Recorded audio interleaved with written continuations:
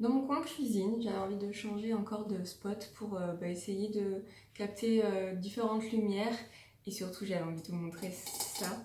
Je suis vraiment fière de ce petit truc. En fait, comme vous savez, j'ai Swifi, donc forcément Swifi il kiffe aller sur les plantes. Autrefois j'avais des plantes quand j'étais sur Nancy, mais il les a toutes détruites. Et le peu de petites plantes que j'avais à chaque fois il les décanillait. Donc j'ai eu deux alternatives qui sont pas mal parce qu'il y touche pas du tout. Première alternative, ce sont des plantes qui sont dans des petits pots aimantés j'ai acheté il y a quelques mois à, je crois que c'est Botanique. Donc c'est une toute petite plante, toute mignonne, je sais même pas comment elle s'appelle. Et en fait le petit pot il est aimanté. Et là tout à l'heure j'ai été à Truffaut et j'ai acheté celle-ci, elle est pas trop mignonne. Donc c'est une petite succulente en fait. Ce sont des vraies, hein. On a l'impression qu'elle est fausse mais non, elle est vraie. Et pareil dans un petit pot qui s'aimante. J'ai un cactus qui m'a fait un truc bizarre aussi. Je vais pas y toucher parce que dès que j'y touche, les feuilles elles tombent. Donc je ne sais pas comment j'ai fait pour réussir à faire crever un cactus. Mais en fait, les feuilles sont bien vertes, mais elles tombent. Donc je ne sais pas. S'il y a des professionnels des cactus, dites-moi. Elles sont aimantées sur le frigo, et ils y touchent pas.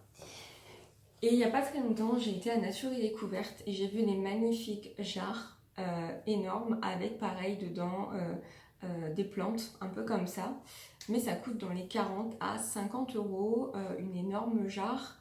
Elles étaient vraiment grosses et je me disais, je sais pas comment ça va rendre en fait. Et en allant me balader à Truffaut, j'ai découvert ceci et c'est pile poil la bonne taille. Donc il y en a des beaucoup plus grosses et beaucoup plus grandes. Mais là, je trouve que celle-là, elle est vraiment parfaite pour mon îlot. Et voilà, elle coûte 30 euros, 31 euros. Et il y a de la mousse, il y a 3 petites plantes dedans. Donc je ne sais pas ce que c'est comme plante. Mais voilà, c'est tout mignon.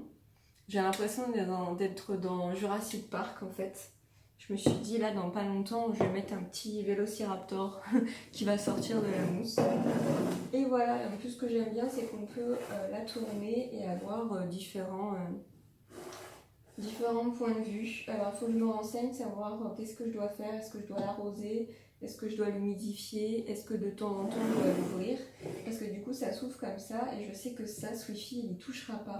Je sais qu'il ne va pas y toucher, peut-être qu'il va venir sentir, mais au moins il n'aura pas la curiosité d'aller bouffer les trucs, etc. Donc voilà, je ne voulais pas vous faire une vidéo sur ça, je voulais vous faire une vidéo sur le minimalisme. Je voulais vous parler de ça parce que en fait, j'y pensais pas avant. J'étais vraiment une grande collectionneuse. J'étais vraiment quelqu'un qui adorait posséder et je sais pas, avoir beaucoup de choses ou l'avoir en beaucoup d'exemplaires. En fait, je pense que c'était pour combler un manque. On fait toujours ça en fait. Quand on est des acheteurs compulsifs ou qu'on achète sans raison ou sans vraiment d'utilité, c'est pour combler un manque. Souvent, on comble par l'achat. Il y en a, ils comblent par la nourriture. Il y en a, ils comblent par, je sais pas, la drogue. Il y en a le sexe. Il y en a l'alcool. Mais en fait, quand on est dans l'excès, souvent c'est pour combler quelque chose. Par exemple, moi avant j'étais une addict au sucre et c'est vrai que j'ai coupé cette addiction et ça va beaucoup mieux. Je pense c'est ça, le cerveau en fait fait des raccourcis où le cerveau en fait vous fait combler un manque par quelque chose et souvent c'est néfaste, c'est malsain parce que c'est beaucoup trop. Et en fait, depuis que je me suis fait cambrioler, ça m'a peut-être fait beaucoup de mal. Il y a peut-être eu un traumatisme, mais en fait, j'ai appris, et ma soeur jumelle me l'avait dit, puisqu'elle s'était fait cambrioler quand elle était étudiante. Elle m'a dit, tu verras, tu ne t'attacheras plus aux objets, et tu verras que si tu perds quelque chose ou si tu casses quelque chose, ça te fera plus rien. Et je lui ai dit, non, c'est pas possible, je suis vraiment quelqu'un qui est attaché aux objets. Il y a des objets que je garde parce qu'il y a un souvenir, parce qu'il y a un truc particulier, il y a un contexte. Et en fait, je me suis aperçue qu'elle avait totalement raison parce que quand j'ai déménagé, j'ai fait un énorme tri. Mais un énorme tri, vous pouvez même pas vous imaginer. J'ai jeté des choses que je gardais depuis 10 ans. Vraiment, depuis que j'étais étudiante et que je suis partie et que j'ai habité seule, je gardais certaines choses. parce que bah voilà, c'était le premier petit plateau que ma soeur m'avait acheté quand j'étais étudiante pour chez moi, donc je voulais pas le jeter. Le truc il était usé, il avait plus de couleur, il était abîmé, il était gondolé parce que je l'avais lavé au lave-vaisselle, et en fait j'ai tout jeté. Tout ce que je n'utilisais plus, j'ai tout jeté. Et c'est ça que je voulais vous dire dans cette vidéo, c'est de 1, ne vous attachez pas au matériel parce que c'est malsain. On ne s'attache pas à un objet, c'est mort. Un objet, c'est pas quelque chose qui vous donne de l'amour. Même s'il y a un contexte, même s'il y a quelque chose comme... ou même une alliance, j'ai perdu tout. Quand on m'a cambriolé, j'ai perdu l'alliance, enfin ma bague de fiançailles que Youssef m'avait offert. Je la gardais parce que mine de rien, c'était quelque chose de clé pour moi. Et ben, quand on m'a cambriolé, j'ai fait bon ben je l'ai plus. Et Youssef il m'a dit bah ça tombe bien parce que moi un jour énervé je l'avais jeté. Et j'ai dit bon ben ok. Tu voyais, c'est ce genre de choses en fait où je me suis dit mais pourquoi tu t'es attaché à tant de choses pour rien, parce que du jour au lendemain tout peut partir malheureusement.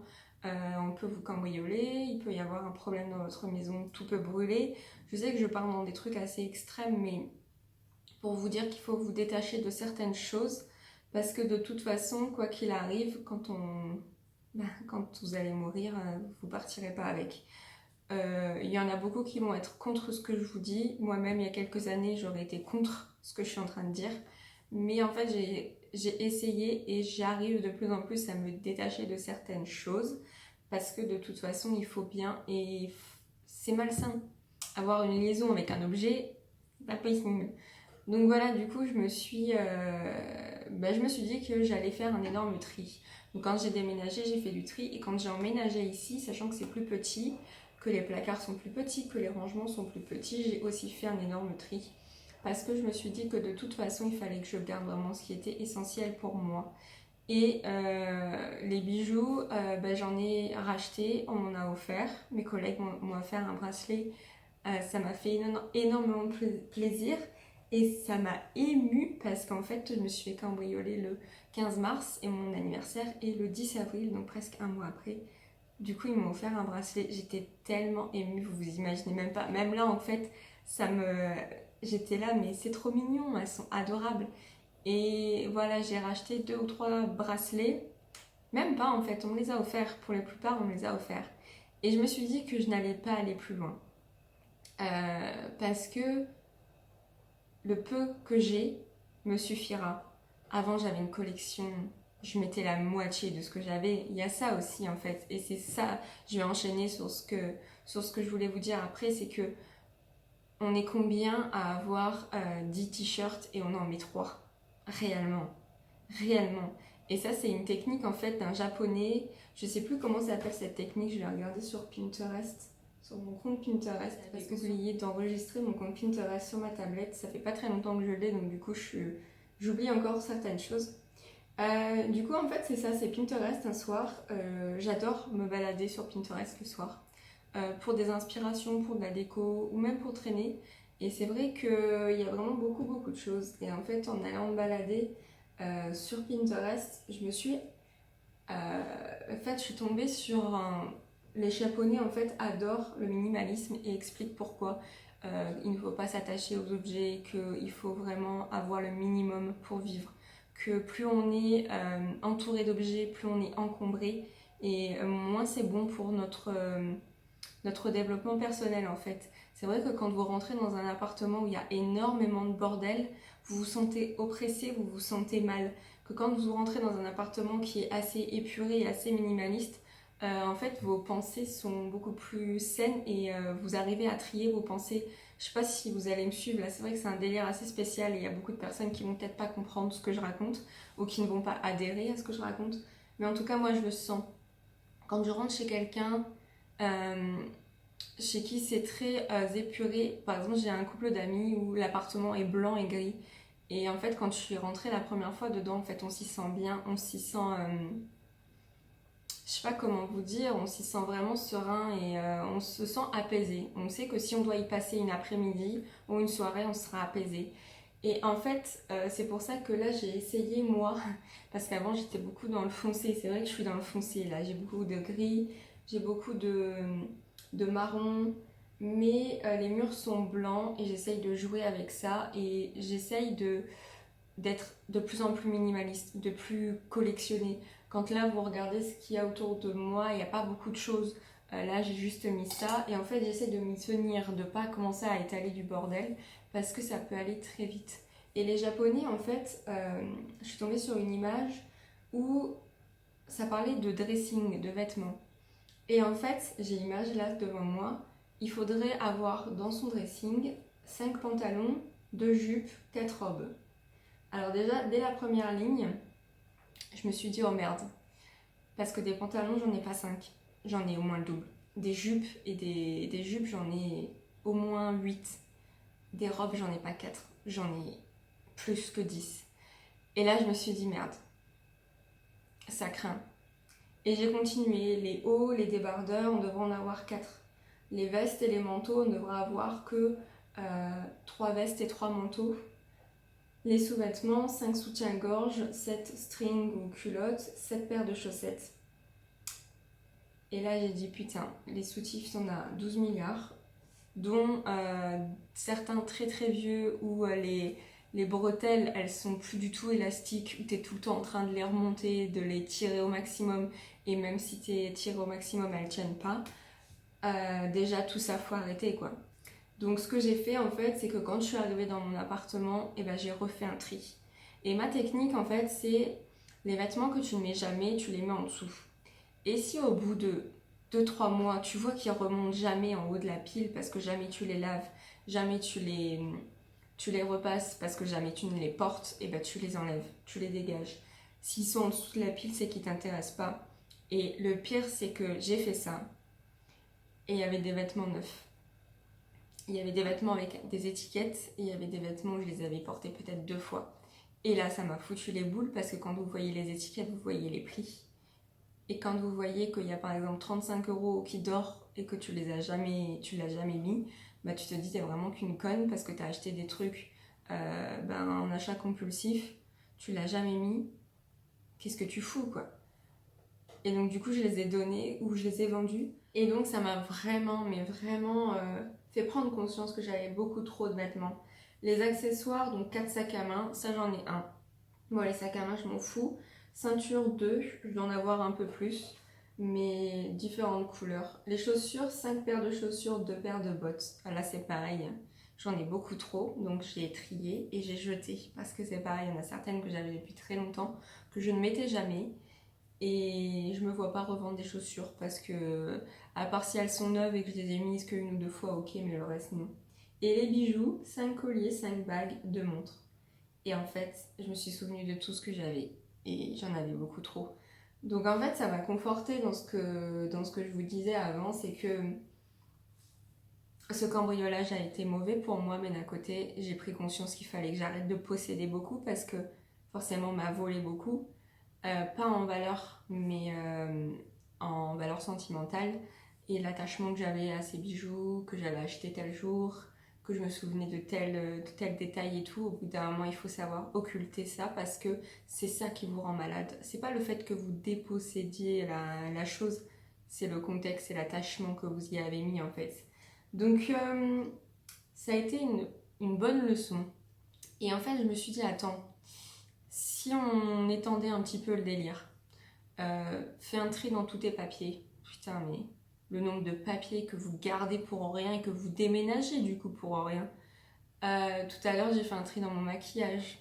Le maquillage que j'avais depuis longtemps, que je continuais de mettre.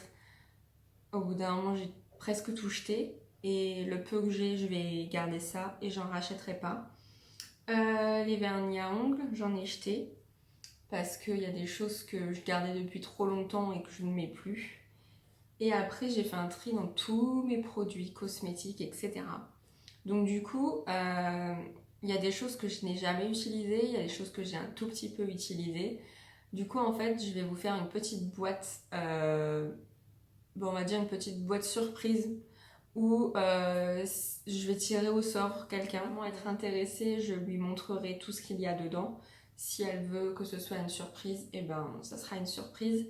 Et je pense qu'à la fin de l'été, je referai aussi parce que je sais que je vais recevoir encore des produits gratuitement, et il y a des choses que je sais qu'à un moment ou un autre ça arrivera aussi, que j'aurai encore beaucoup de produits, donc je pense que je vous referai une deuxième petite boîte concours. Mais voilà, j'espère que ça vous plaira, et c'est aussi pour une façon pour moi de vous remercier d'être toujours là. Et bah, c'est surtout aussi c'est que je n'ai pas envie de jeter, et je sais que ça servira sûrement à d'autres personnes, donc autant vous les faire gagner. Ensuite, j'ai continué aussi dans tout ce qui était contact, réseaux sociaux. En fait, trop s'entourer de tout et trop s'entourer de fictif, c'est pas bon non plus, parce que le fictif, ça reste fictif. Et au bout d'un moment, ça reste malsain. Je l'ai vécu, et je l'ai beaucoup vécu, c'est pour ça que je suis de moins en moins présente sur les réseaux sociaux, à part sur Instagram, qui est le réseau social que j'adore. Mais sinon, après, pour tout le reste, je suis moins présente. Et YouTube, ben voilà, ça reste YouTube. Mais j'ai fait un gros tri. Donc vous prenez votre téléphone, la première chose que vous faites, c'est contact. Et quand vous apercevez qu'à côté de certains prénoms, vous ne tiltez pas qui c'est, dans quel contexte, que vous n'envoyez pas de message, que vous n'appelez jamais cette personne, bah vous l'enlevez. Ça sert à rien. Enfin, personnellement, c'est comme ça que j'ai fait. Facebook, j'ai fait la même chose. J'ai dégagé plein de personnes que soit oui, je les ai croisées une fois dans ma vie et c'était cool, mais ils n'ont été que sur une petite partie de mon chemin, et après je m'en fous. Les gens qui déblatent leur vie de famille, leurs gosses, ce qu'ils font le week-end, je m'en carre quoi, donc je les ai enlevés aussi. Et voilà, quand vous faites aussi un petit tri comme ça, c'est cool. Moi, je trouve que ça a désencombré ma tête, réellement. Ça désencombre. Vous avez les idées plus claires, vous vous faites moins assommer de notifications, de conneries, tout ça. Faites aussi un tri dans tous vos abonnements ou vos newsletters, on s'en fout, il y a plein de trucs, ça vous casse les couilles, là c'est les soldes. Ah, moi c'est comme ça que je le fais là, c'est les soldes, j'ai reçu mes 50 messages de conneries, je me désabonne de tout, je les mets dans les spams, basta. Et ensuite, voilà, comme je vous ai dit, il faut vraiment étendre cette prise de conscience et ce minimalisme. Parce que quand vous avez une vie encombrée à la maison, forcément vous avez une vie encombrée au travail. Moi, par exemple au travail, il y a des moments, il y a plein de choses qui se passent en même temps et ça devient vite le bordel. Donc des fois, j'enlève tout ce qu'il y a sur mon bureau. Mes collègues, elles me regardent. Alors au début, elles se posaient des questions, maintenant elles savent. C'est quand c'est trop le bordel dans ma tête, ça me saoule, je vide tout mon bureau, je nettoie mon bureau et je trie. Ça, c'est fini, on a fini ce projet-là, hop, poubelle, ou je classe, ou je range. Et en fait, quand vous faites ça, après que vous avez fait ça pendant un quart d'heure, vous n'allez pas y passer une heure non plus, vous êtes au travail. Mais quand vous avez fait votre petit quart d'heure de rangement, de nettoyage de cerveau, et ben en fait c'est plus clair pour vous et vous savez où vous en êtes. Ah bah tiens, je vais finir de remplir les commandes, ou ah bah tiens, je vais finir ce projet-là, je dois envoyer un mail à un tel depuis 2 semaines, je le fais. Vous voyez? Et ça fait du bien. Ça fait du bien de faire un... En fait, le minimalisme, c'est un rangement matériel, c'est un tri matériel, mais qui trie aussi votre cerveau. Et quand vous avez fini, enfin je pense qu'on est toutes pareilles, tous et toutes pareilles, quand vous avez fini une bonne grosse journée de ménage, vous vous sentez pas mieux aussi là-dedans? Vous avez fait un gros tri, je trouve aussi. Enfin personnellement, c'est mon avis. Euh, donc oui, c'est une prise de conscience, c'est ça que je voulais vous dire aussi. Faites un tri de tout, et aussi moi ce que j'ai fait, après faites pas ça tout là en une seule fois, je vais vous donner une petite astuce, mais ce que j'ai fait aussi c'est que j'ai fait aussi un tri dans tout ce qui était assurance de ma voiture. J'ai changé d'assurance parce qu'elle me coûtait trop cher et c'était de la merde. J'ai changé de fournisseur internet, fournisseur mobile, fournisseur électricité. En fait, j'ai fait vraiment un tri et je me suis dit, il faut que je trouve le meilleur pour moi, ce qui me paraît le plus abordable, ce qui me paraît le plus... qui fit avec moi. Et c'est vrai que rien que ça, le côté financier aussi vous vide un peu la tête, parce que vous vous dites, bah voilà, je paye ça, mais c'est tout à fait raisonnable par rapport au service que j'ai. Et c'est vrai que par exemple, moi, EDF, j'en avais marre de payer 30 balles d'abonnement par mois pour rien, quoi. Et en fait, là, ici, Je suis dans un autre truc en fait qui est complètement adapté au quartier où je suis. Je suis dans un quartier BBC. Il n'y a pas de fioritures, il n'y a pas de conneries. Votre relevé, c'est vous qui le faites. Si vous voulez le faire au jour le jour, vous le faites limite au jour le jour. Sinon, c'est une fois par mois obligatoire. Voilà, c'est des trucs où c'est du bon sens. Faites un tri dans tout. Tant que vous y êtes, de toute façon, faites un tri dans tout. Et aussi, oui, pour continuer, quand vous désencombrez votre vie, quand vous devenez minimaliste, ne réencombrez pas. Vous faites pas du tri, vous videz pas les placards pour refoutre du bordel derrière. C'est pas logique. Donc quand vous faites du tri, gardez que le minimum, mais gardez quand même un minimum qui soit viable pour vous. Si vous triez, si vous jetez toutes vos tasses et vous en gardez qu'une, bah non, vous n'allez pas en garder qu'une. Faut pas être nouille, quoi. Donc moi j'ai trié aussi tout ce qui était vaisselle, tout ce qui était dépareillé, on n'en a plus besoin, on jette. Mais j'en ai gardé, par exemple, je dois en avoir 6 ou 7. Je dois en avoir 7 ou 8 de tasses, donc une par semaine, une par matin, pardon. Et puis voilà, comme ça je fais tourner la vaisselle une fois par semaine, mais je peux avoir mon café tous les matins et pas être comme une nouille à plus avoir de tasses parce que j'en ai gardé que 2 alors que ça va pas le faire quoi.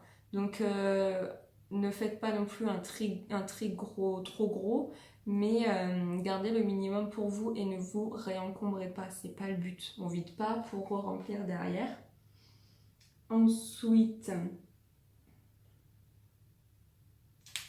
plus de liberté, plus d'espace et plus de temps pour ce qui nous tient vraiment à cœur. Donc voilà, gardez les choses qui vous tiennent à cœur et que vous aimez plus que tout. Et ne vous y attachez pas trop, comme je vous ai dit tout à l'heure. Éviter la surconsommation, ça c'est ce que je vous disais aussi. Et donc, vous avez plein de choses à faire là, comme je viens de vous dire, faire du tri dans vos contacts, faire du tri dans tout ce qui est assurance, etc. Faire du tri dans les papiers, dans les vêtements, dans le make-up, dans les réseaux sociaux, etc. Vous n'allez pas pouvoir faire tout en une seule fois. Bon, à moins que vous ayez un déménagement comme moi et que là, vous allez peut-être pouvoir faire plusieurs choses en même temps. Sinon, je vous invite à prendre un petit bocal, à faire des petits mots en disant aujourd'hui je trie mes contacts, réseaux sociaux, téléphone. Vous fermez le petit papier, vous mettez dans le bocal. Aujourd'hui je trie tous mes abonnements et mes newsletters. Vous pliez le petit papier, vous mettez dans le bocal. Et en fait quand vous savez que vous avez 1, 2, voire 3 heures devant vous, vous prenez le petit truc et vous le faites. Et vous le faites réellement de A à Z et vous n'arrêtez pas tant que vous n'avez pas fini. Si je vous dis de trier vos newsletters, vous le faites. C'est chiant, mais vous faites-le au fur et à mesure. Dès que vous recevez un c'est camailleux, c'est les soldes, machin, et que ça vous saoule et que ça ne vous concerne plus, vous allez tout en bas, vous désabonnez. Après, vous prenez le mail, vous le mettez dans les spams, et là, vous êtes 3/4 sûr que ça ne reviendra pas. Et au fur et à mesure, si ça revient, vous le refaites et vous remettez dans les spams, vous les bloquez. Je crois, moi c'est ce que je fais sur, si vraiment il y en a un qui me gave, sur Safari, sur la messagerie, vous pouvez rentrer en fait une liste d'adresses mail que vous voulez vraiment bloquer, comme ça revient. Je pense que j'ai fait le tour, mais réellement désencombrez-vous de tout ce qui est inutile, faites tout étape par étape pour vraiment arriver à une vie où vous êtes dans l'essentiel. Vous n'avez que l'essentiel, pas de fioritures, pas de surplus, ça sert à rien. Enfin, là, vous êtes en train de regarder ma vidéo, faites comme moi, là, je regarde depuis tout à l'heure, je regarde un peu partout et je me dis, bon, est-ce que vraiment j'ai tout désencombré? Est-ce que vraiment il n'y a plus de conneries? Je pense qu'il y en a encore quelques-unes, mais je me suis vraiment désencombrée.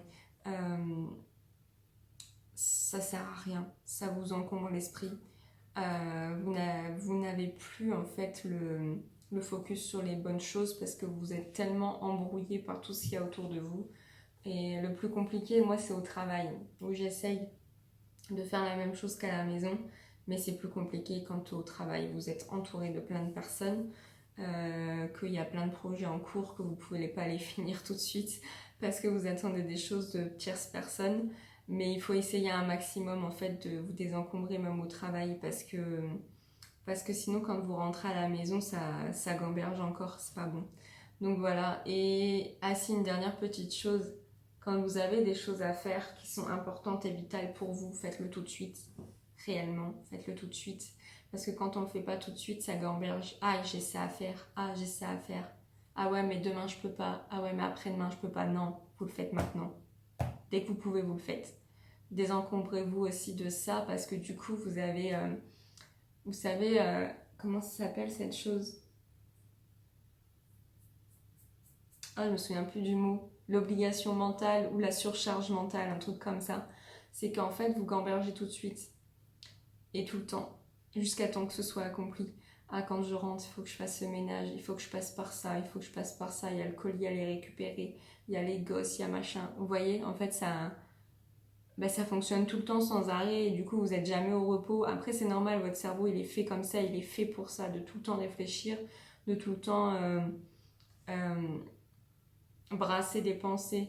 Mais il faut savoir aussi, du coup, cocher les cases et valider et faire les trucs qu'il faut.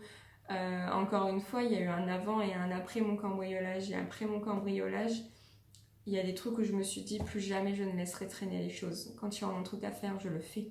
Quand il y a un truc que je ne sens pas, je le fuis. Enfin, vous voyez ce que je veux dire?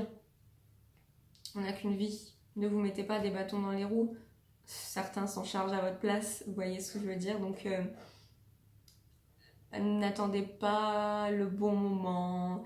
J'ai l'habitude de dire, en fait, pour embêter certaines personnes qui... Il y a des personnes, il leur faut tout le temps le bon contexte pour tout faire. Ah, mais moi, je ferai du sport parce que quand j'aurai ci, que quand j'aurai ça, toi, Aurore, je sais pas comment tu fais. Ben, je dis, moi, j'attends pas, en fait, un contexte particulier. Et il y en a plein, c'est ça, c'est le sport, c'est machin, c'est bidule. Et je leur dis, oui, oui, c'est vrai, vous, il faut que l'alignement des planètes soit comme ça. Il faut que la lune soit là, la marée soit là pour que vous puissiez faire quelque chose et entreprendre. Et à chaque fois, ils me disent, ouais, mais tu te fous de notre gueule. Oui, mais au bout d'un moment, laissez-moi me foutre de vous parce qu'il faut arrêter, quoi. Il faut arrêter. Moi, j'ai pas arrêté le sport quand j'ai eu des soucis de santé. J'ai pas arrêté de faire ci quand je me suis fait cambrioler. Je me suis pas arrêté de faire ça quand j'ai eu ça. Enfin, au bout d'un moment, merde, si vous attendez le bon contexte et l'alignement des planètes, et puis vous ferez jamais rien de votre vie, quoi. Vous ferez jamais rien de votre vie. Après, on est tous différents, on a tous des mindsets différents et il y en a certains où il leur faut un contexte et un truc global pour faire ci ou pour faire ça. Mais au bout d'un moment, non, quoi. Non, il y a certaines choses, faites-le pour vous parce qu'à un moment ou à un autre, ça vous retombera dessus et vous serez la seule personne et l'unique personne à laquelle il faudra vous en prendre parce que c'est vous qui avez laissé traîner les choses. Donc voilà. En fait, c'était une vidéo pas que sur le minimalisme, mais j'avais envie de vous faire cette vidéo-là depuis un moment parce que recentrez-vous sur les bonnes choses. L'égoïsme positif, c'est pas mauvais d'être égoïste, je vous l'ai déjà dit, pensez à vous. Pensez à vous parce que c'est pas les autres qui vont le faire pour vous. Pensez à vous parce que chouchoutez-vous. Vous êtes dans votre corps jusqu'à la fin de votre vie, vous êtes dans votre tête jusqu'à la fin de votre vie et prenez soin de vous, vraiment, parce que ça peut aller vite et vous n'allez pas vous faire du mal pour des conneries autour de vous. Donc allez à l'essentiel, faites le ménage et vous verrez que vous serez d'autant mieux en fait quand vous aurez fait tout ça. Donc voilà, je crois que j'ai fini, je pense. Je vous mettrai un lien en barre d'infos pour aller vers Pinterest, vers mon compte. Et voilà, c'est tout. Je vous fais plein de gros bisous et je vous dis à très bientôt dans une prochaine vidéo. Bye tout le monde!